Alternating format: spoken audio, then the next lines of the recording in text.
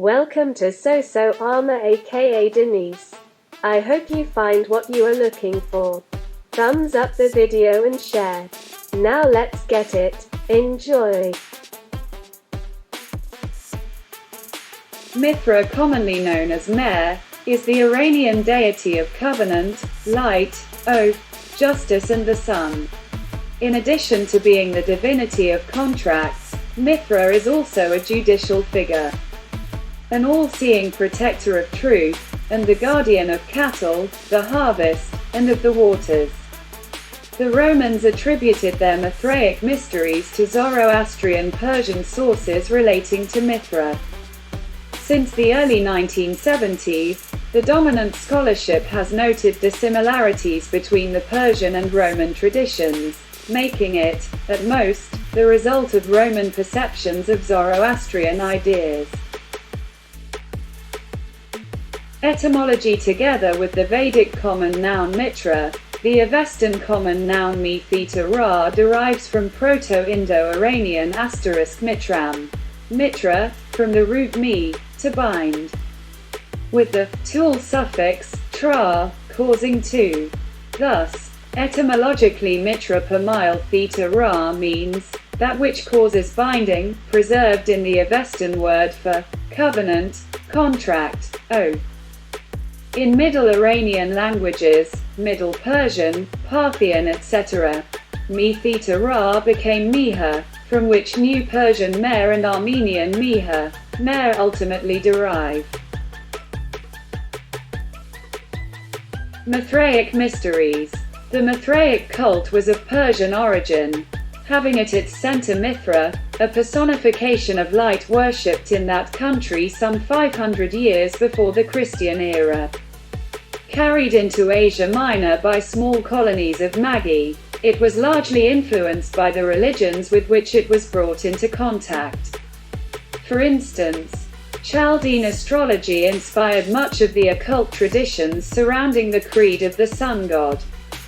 The art of Greece influenced the representation of Mithra Tauroctonus that graced the temples of the cult, and the Romans gave it a wide geographical area and immense influence. According to Plutarch, the rites originally reached Rome through the agency of Cilician privates conquered and taken there by Pompey. Another source, doubtless, was the large number of Asiatic slaves employed in Roman households. Again, the Roman soldiery must have carried the Mithraic cult as far north as the mountains of Scotland, and south to the borders of the Sahara Desert.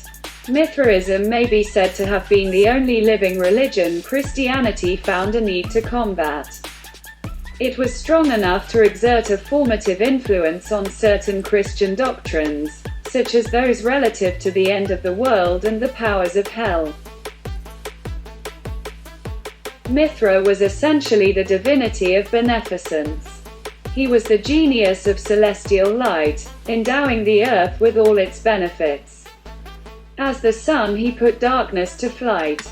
So by a natural transition he came to represent truth and integrity, the sun of goodness that conquers the night of evil. To him was prescribed the role of mediator between God and humanity.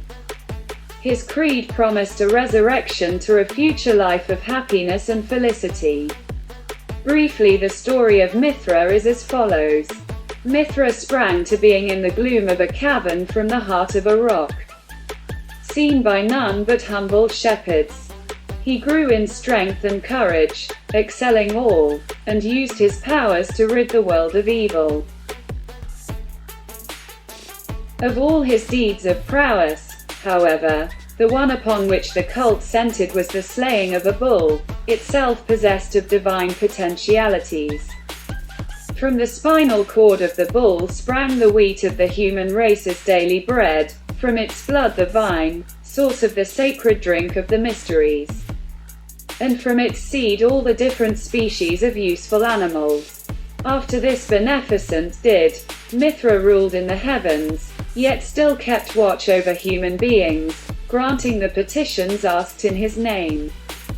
Those who followed him, who were initiated into his mysteries, passed under his divine protection, especially after death, when he would rescue their souls from the powers of darkness.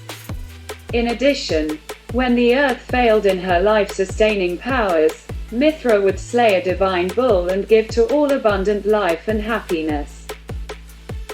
So AmA Denise Jordan thanks you for listening and or reading this. If you have any question, you can place a comment under this video. Grand Tangi and much love to all. Peace.